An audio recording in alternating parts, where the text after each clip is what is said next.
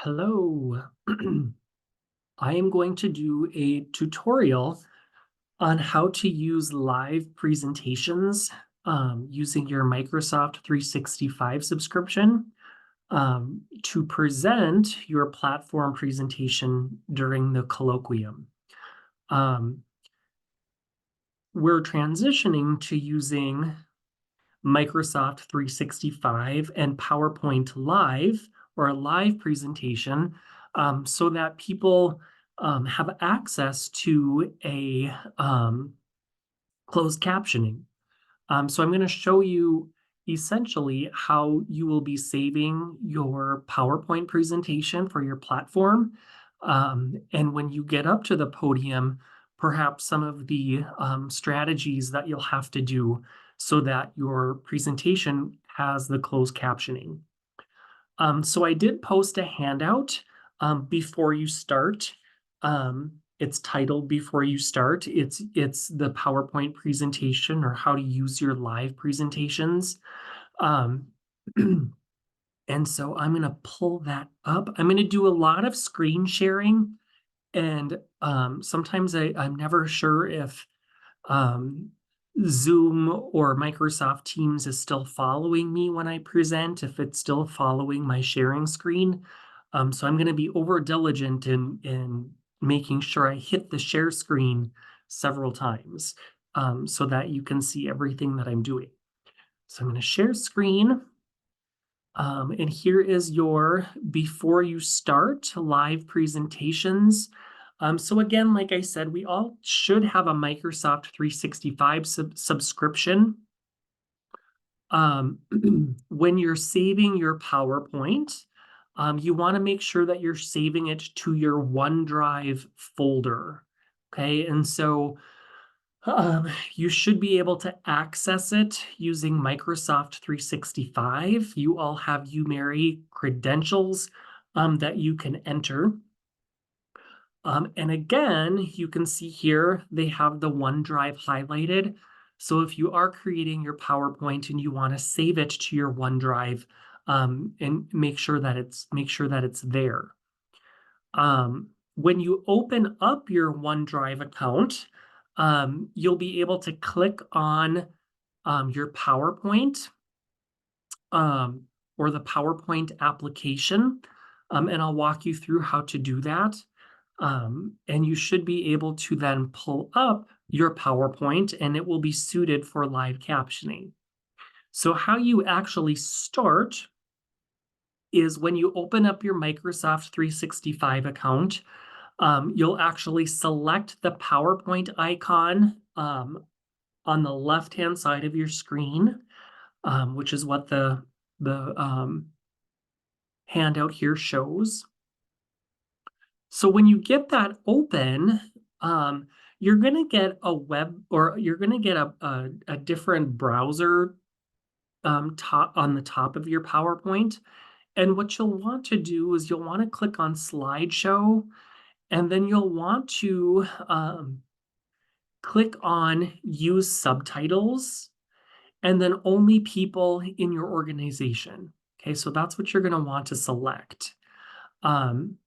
When you select or use subtitles, when you click on subtitle settings and you pull down that drop box, it's going to ask you, and I may be getting ahead of myself here, it's going to ask you where you want those subtitles. And so we're recommending that you select below the slide. Okay, so then the subtitles will appear below the slide. So as I go back up here, when you click on the little arrow underneath Present Live, again, you're going to want to present only to people in your organization. Okay, and so anybody with a UMary account will be able to access your PowerPoint. But what happens when you actually select this is a QR code should appear on the screen when you want to present live. So during that time, that QR code is going to come up for a few minutes before your presentation. This will allow people sitting in the audience to use their devices to scan the QR code so that they can actually watch your presentation and read the subtitles on a separate web page on their device if they so choose. So then after you show the QR code, you can do show slides. Again, you'll be selecting below slides. And then from there, you should be able to access your PowerPoint should be able to come up. So after that, while you're giving your presentation, it's just like any other PowerPoint presentation, but your subtitles will actually be showing below. That way people sitting in the audience may be able to read.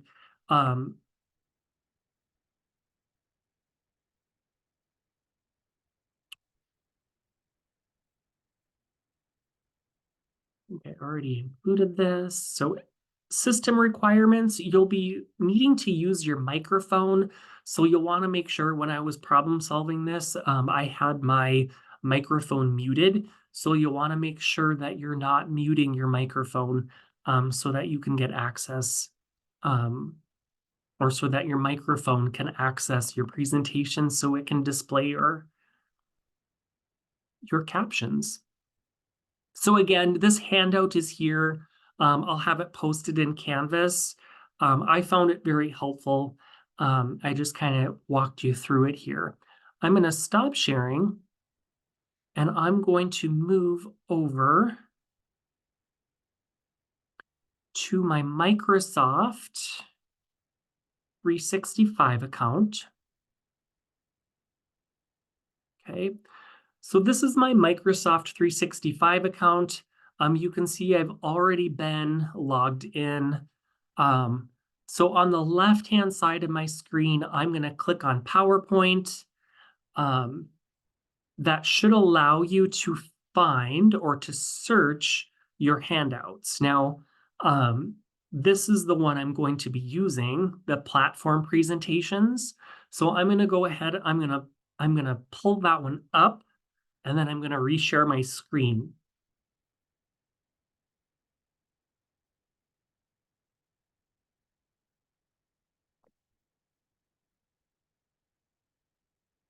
Okay.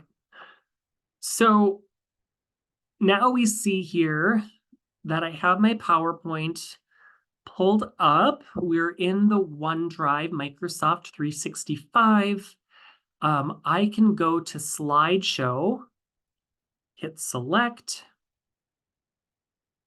I have down always use subtitles, and I'm going to scroll down and hit below the slide.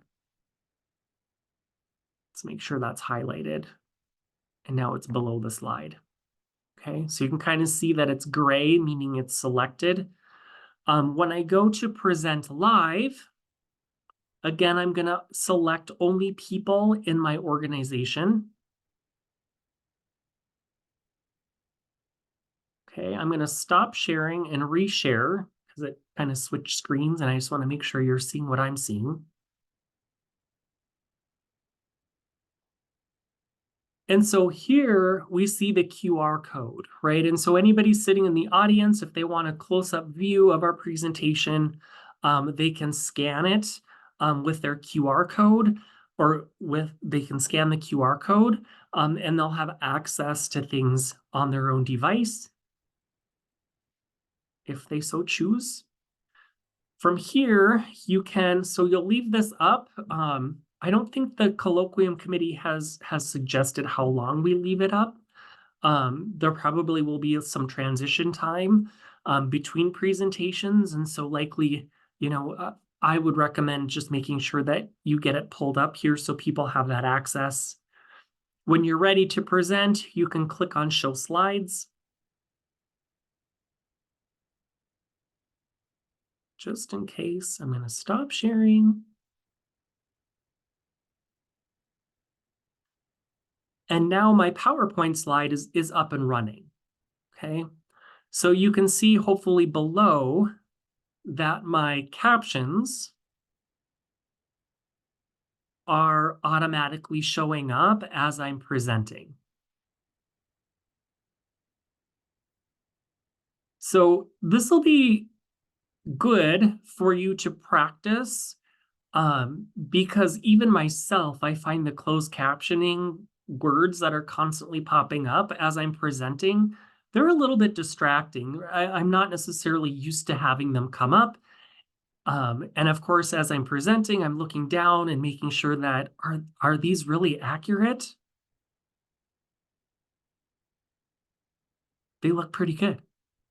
Okay, so that is simply how to set up your platform presentation, and what they're going to be using during the colloquium. So again, make sure you're getting practiced on how to set this up, getting the QR code, and making sure that you're able to locate your PowerPoint um, from Microsoft 365 and OneDrive.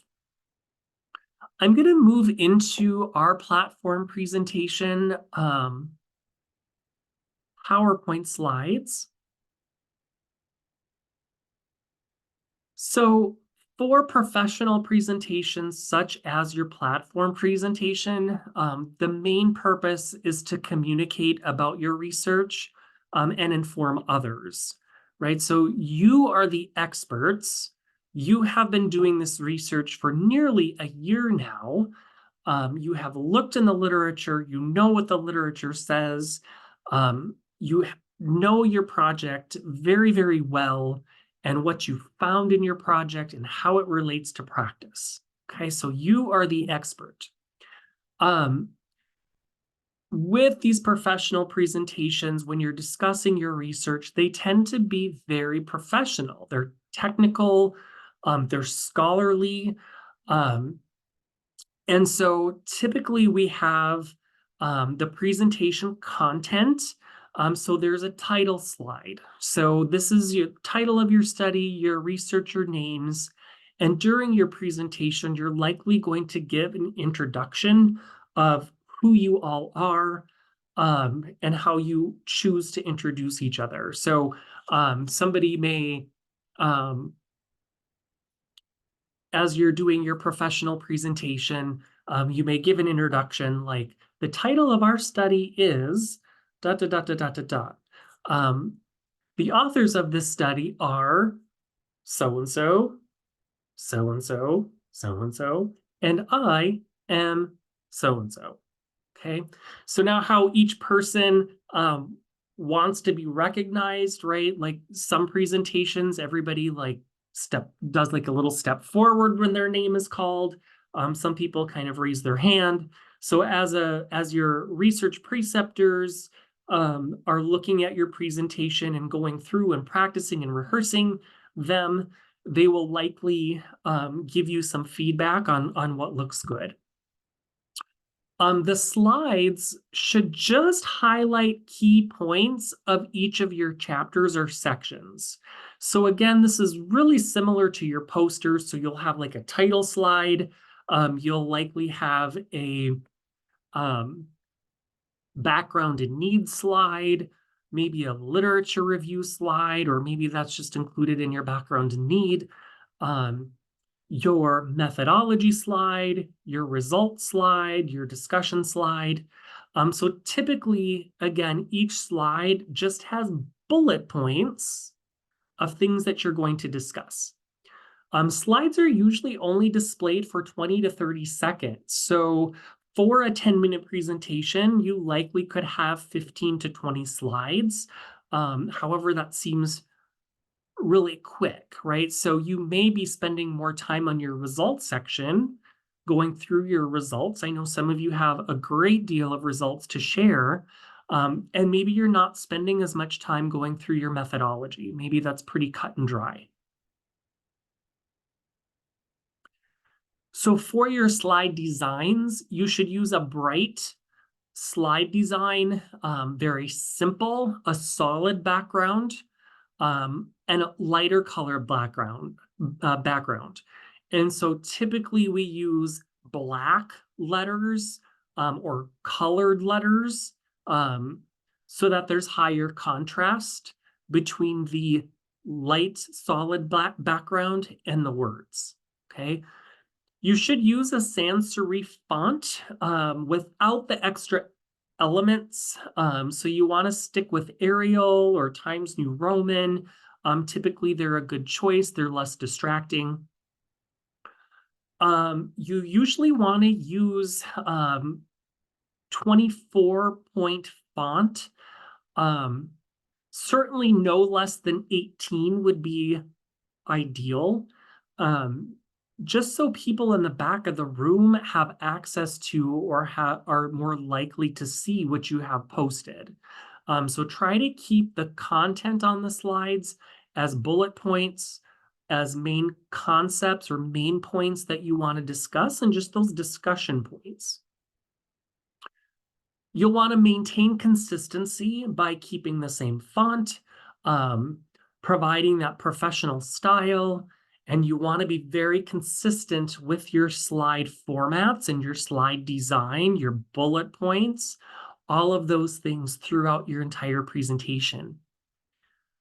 You'll also want to use upper and lowercase letters, right? So try and avoid all caps.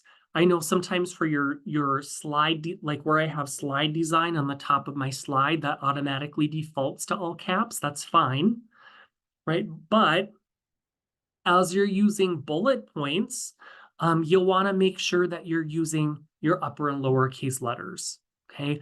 Be consistent too with punctuation. So if you have a complete sentence and a bullet point, use that punctuation, okay? Or maybe they're not full complete sentences, so then you wouldn't have to include a period, but make sure you're being very consistent with that. Prevent screen fall off. So you'll want to make sure you're testing and going through your slides. Sometimes when you're presenting, I don't know if it's people are doing things in Google, but then they switch to a different computer or something, and it screws up the format. So hopefully you guys are, and then when it screws up the format, maybe you're missing your bottom bullet points, or maybe there's the way the slide format is, maybe something gets cut off. So you'll want to make sure that doesn't happen. And by doing that, or by practicing and rehearsing your presentation, that will certainly help. Make sure you're using large, solid, dark colored bullets. So different levels of headings. So right here, we're having sort of that level 1 heading on this particular slide where you can see the bullet points are all in a row. If I were to hit return and tab, it would likely be a smaller bullet with smaller font. And so in some cases during your presentation, maybe it makes sense that you tab in with some of the content after maybe that initial bullet point. If you are showing pictures or a graphic, make sure you're not showing more than one per slide. It gets to be too busy. And so if you have maybe a table or a figure that you want to show, it's helpful to have that pulled up, right? And just focus on that. Now, I know with some of the qualitative, people will do their analysis figure or analysis table, where they have the laundry list of codes and then move to categories and then move to their themes.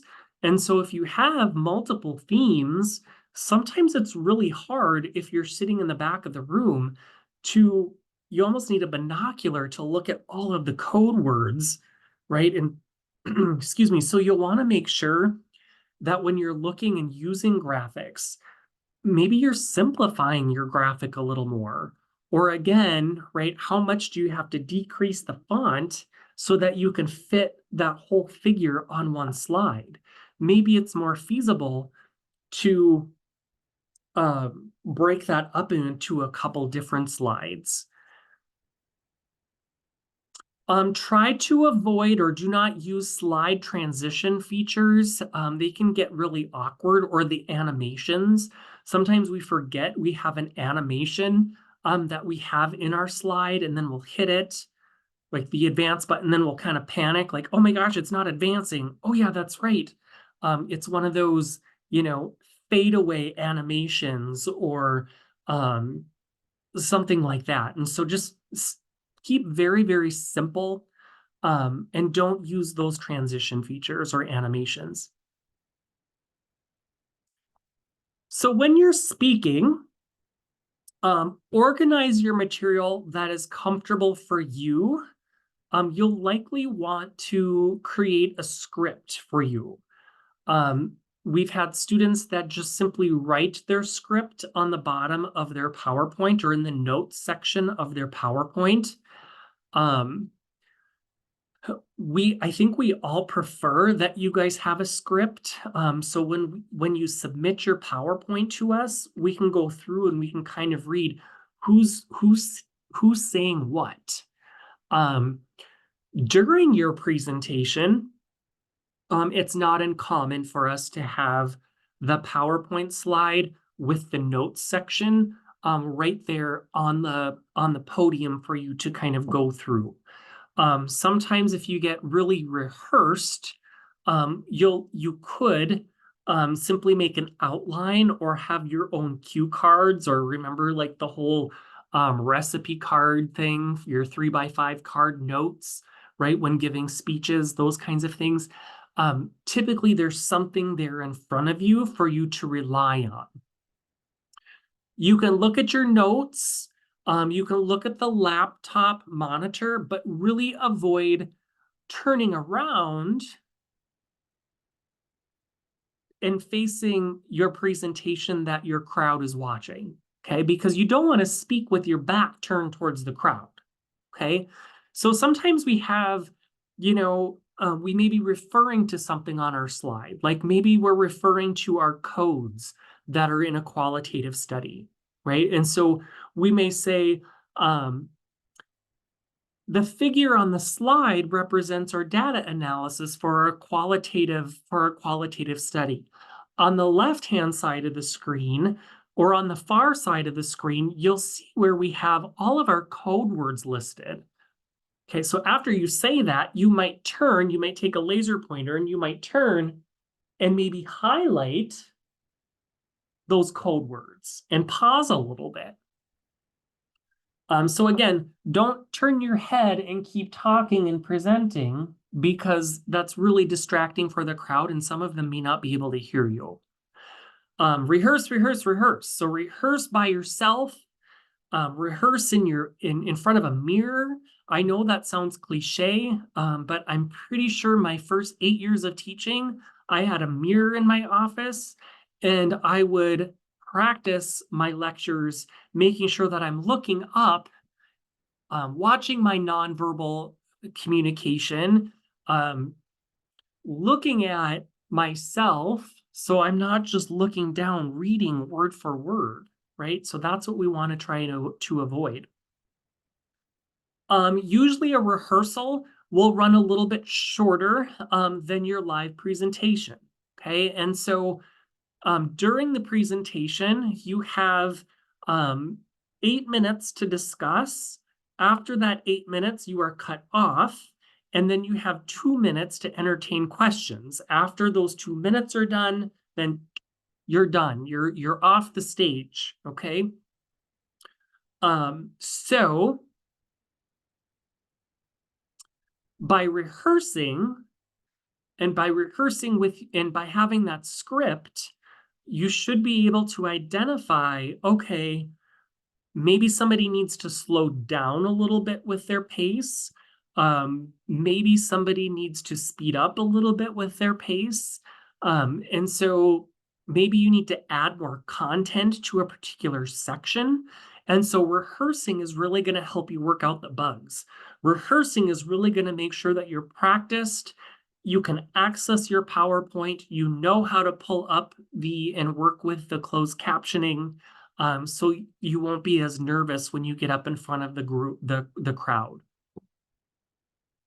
Expect to be nervous. Accept it. It's okay to be nervous for a presentation. That's great. Okay. Just do your deep breathing, right? Take a breath. Relax.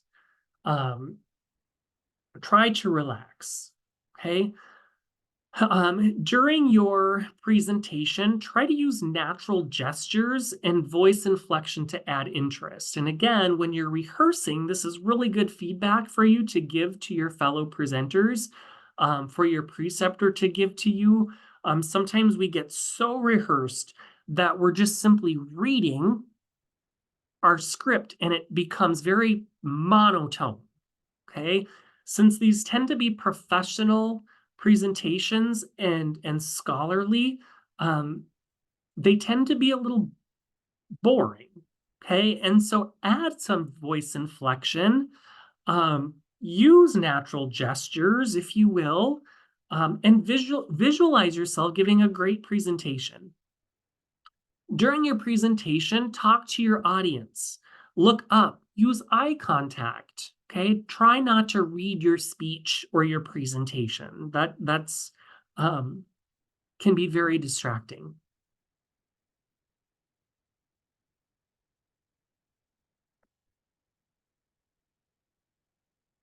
Okay, so the dress is professional formal. Okay, and so it's technical, it's scholarly. You're expected to model the Benedictine values, right, of respect for others, community, um, being dependable, being responsible, having ethical behavior, supporting your peers. Um, so when we say professional formal, when I think of that, I think of what you would wear to a job interview. Hey, it might be a suit, it might be a shirt and tie, it might be a professional um, maybe a professional dress, blazer, it doesn't have to be a dress anyway. In the past, we've had student groups that match colors, match outfits. It doesn't have to be that extreme, right?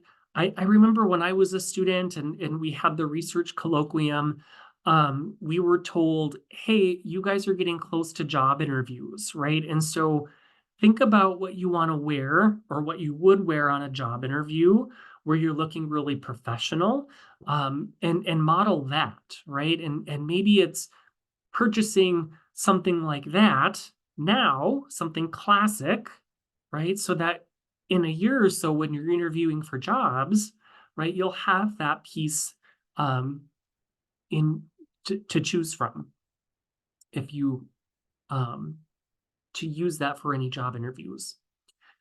So there's going to be a multimedia projector and computer, and it's going to be different based on which room you're in. Okay, so you're all assigned a different room to be in. Your presentation should be loaded on the computer several days. However, with the shift into using Microsoft 365 and closed captioning, there should be a way for you to access OneDrive you may have to log in using your Microsoft credentials, right? Just like I walked you through how to pull that up, you should be able to access your PowerPoint that way also. Worst case scenario, if you have your PowerPoint saved on a flash drive, and if everything crashes and everything doesn't work and you can't find it on your OneDrive or your Microsoft account, there is that backup plan. It's always good to have a backup plan to your backup plan to your backup plan. So you're all assigned a particular room, and there's going to be a number of presentations given within that session. Okay, so make sure you are in the right room during that session. There usually are people at doorways, right, making sure that once that session time starts, that door is closing, right, and they're not letting people in and out. You're there for that whole session. So make sure you're reviewing what time you're presenting, which room you're presenting in. I strongly encourage you to go to that room ahead of time so you know what it looks like. I know students traveling from distant sites that are coming, you may want to get here the day before and make sure that you're looking at the room, or maybe you can get a faculty member to take a picture of it or a peer to take a picture of it to show you what that room layout looks like. It's just going to help your nerves. Make sure everything is there, ready to go. So your presentation, like I said, must be at least 8 minutes long. Okay, now I think I said 2 minutes for questions. There are 5 minutes to entertain questions, I guess. So please remember that time limits are strictly followed. So when you're practicing your presentation and you're timing it, have somebody sit, whether a peer, your faculty advisor, or research preceptor, have them sit in your room, watch the time, and when they get to 8 minutes, have them hold up a number 2, right? Or have them hold up their hand to show you that there's 2 minutes left. Okay. When you hit 9 minutes, have them hold up one finger, right? Or a piece of paper that has a 1 on it. You can say a lot of things in 1 minute, but practice that, because typically in a professional presentation, we see the 2 minutes and then we panic, right? And then you start talking super, super, super fast. And so we don't want to do that, right? We want to rehearse enough so that that person who is used to getting the 2 minute signal, you're desensitized to it. You know when to expect it. Okay. You know when to expect the 1 minute mark. And so that way, right, when you're presenting, it doesn't come to a shock to you. Or maybe during your presentation, if it comes up sooner than what you're expecting, that's a good cue for you to slow down a little bit. Okay. So again, typically there's 5 minutes to entertain questions, which then there's additional time then for the other group to get set up and such. Again, typically there's people in the room monitoring the time. You'll know where they're sitting. They're usually sitting in the back with the timer, and they usually have like a 1 on a piece of paper, a 2, or a 2 on a piece of paper, a 1 on a piece of paper, and then a stop sign that they hold up.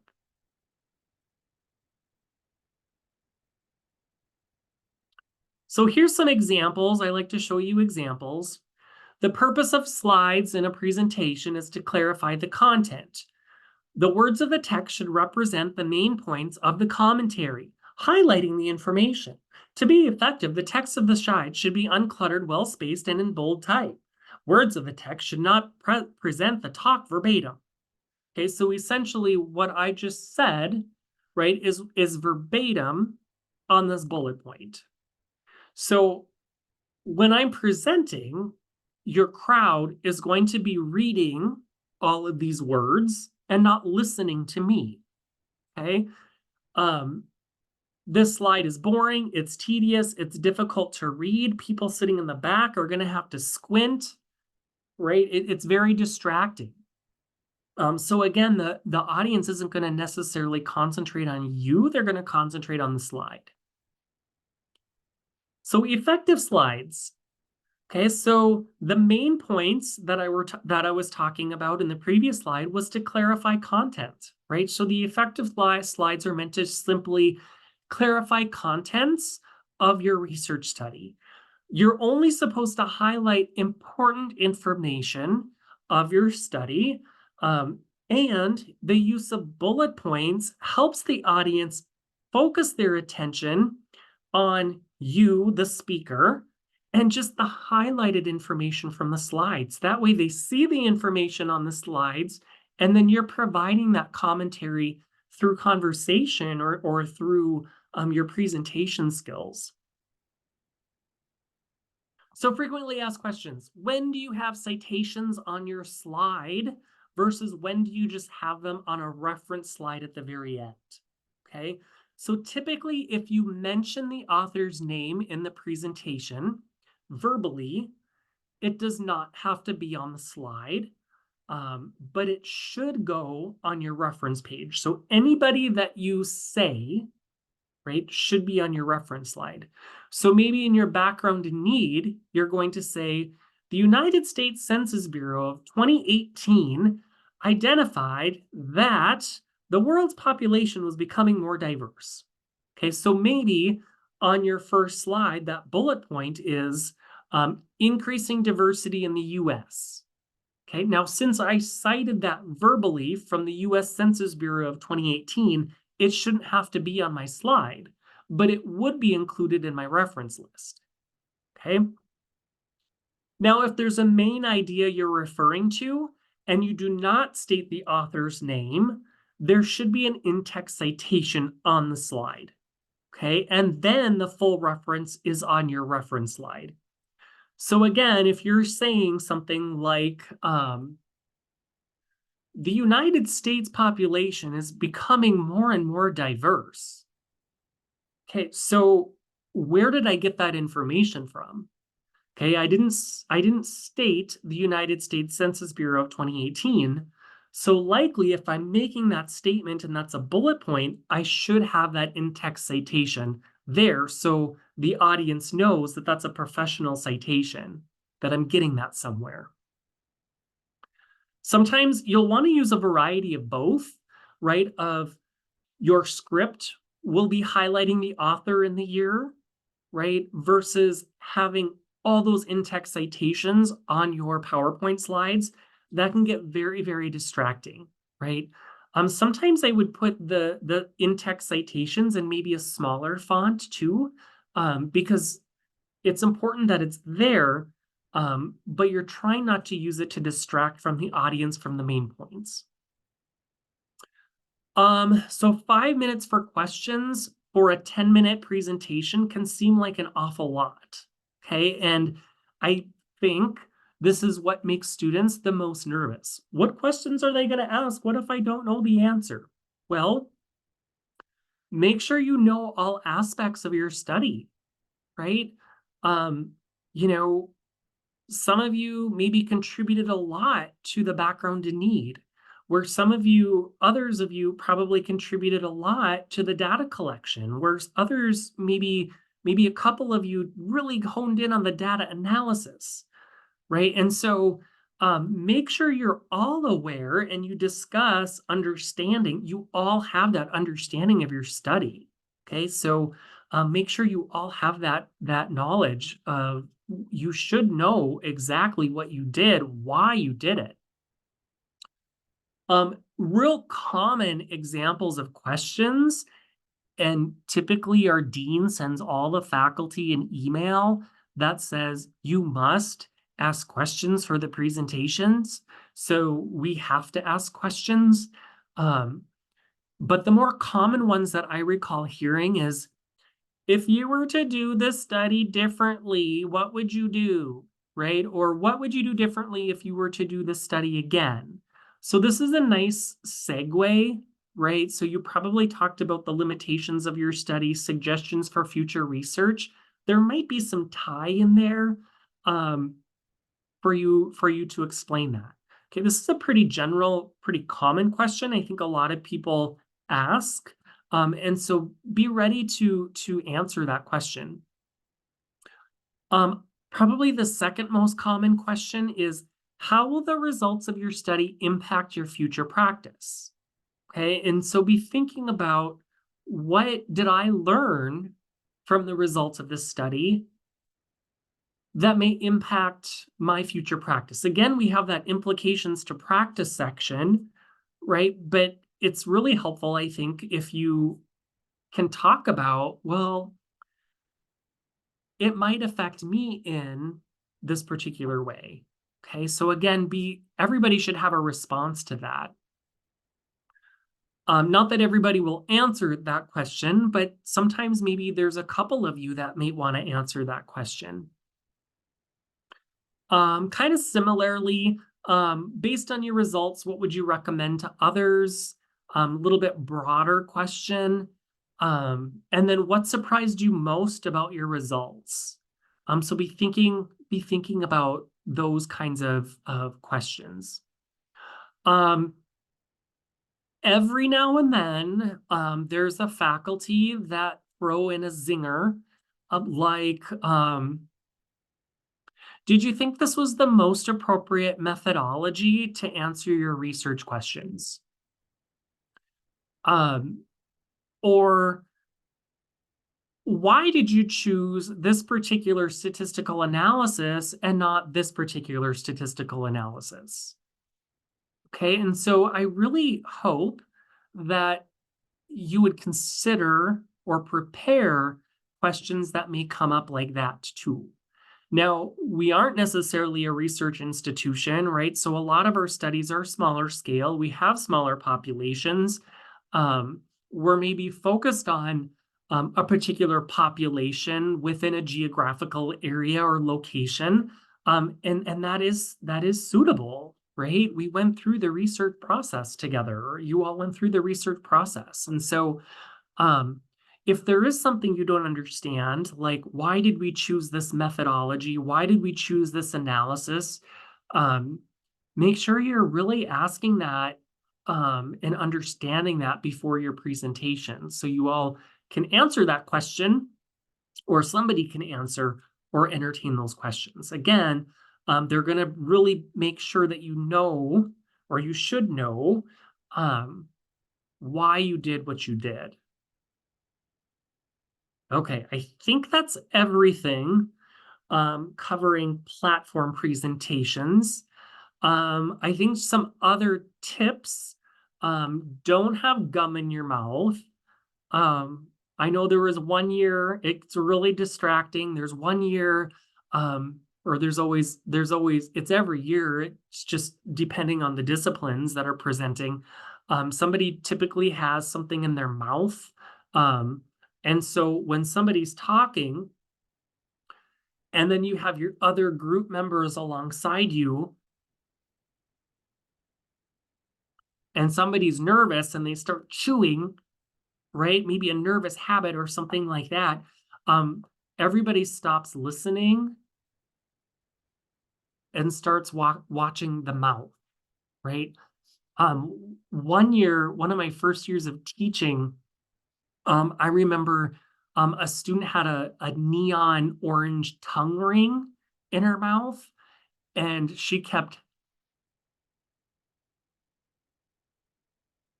flicking it with her teeth and rubbing it against her teeth. And I don't know what discipline presented. I don't know what information. I was just scratching my head like, wow. And it just happened to be neon colored too. Um, so try not to lock your knees. We don't want anybody passing out. I could say in all my teaching career, I don't think I've ever witnessed anybody passing out. I have witnessed people that start rocking back and forth, or their swears. Again, any movement is going to take away from the person who's talking. And so try to practice that natural stance. It's okay to shift your weight every now and then. I don't want anybody passing out. But again, during rehearsal, it will be good for you to get feedback on the body language of everybody else. Okay, also hand placement. Is somebody standing with their hands on their hips? Is somebody standing with their hands in front of their midsection? That's always a little awkward. Is somebody standing with their arms behind their back? And so try and find something uniform among everybody that's standing there. Also practice your transitions. So the person who's presenting, okay, are they going to advance the slide next, move the note page to the next page? So then the person coming up to present, the slide has already been transitioned and their note page is already ready for them to go. Okay. Also, is the person, after they advance the slide, are they going to walk behind everybody and stand at the end of the presenter line? Okay. How are you going to work that transition? Are you going to advance the slide and turn to your left and go head on smack right into the person that's coming to speak right after you. And so that rehearsal is really going to help work out some of those bugs. Again, we want to be really polished, and we want the OT department and our OT students, you, right? We really want you to be highlighted on this very special day, this day where you have worked so hard. Maybe there's been some blood, sweat, and tears along the way, and this is your day to show off, right? And your faculty are there to support you and to be super proud of you, right? So anyway, those are some other tips that I thought of. So hopefully this helps. We do have some sample or presentations, or your research preceptor likely has some sample presentations that maybe are based off their preference also, for you to refer to. So be asking your research preceptors for maybe examples of past presentations that maybe they've had a preference for, so you can follow maybe that format, and kind of get an idea for those bullet points, and perhaps even your script. It will help you to know what that script was. And so it's helpful to review former students' samples as well. I believe there is some presentations saved to the OT group page, and I can try and get some and make sure that there's some added to the Canvas page as well. All right. I can't wait to see you all for the colloquium.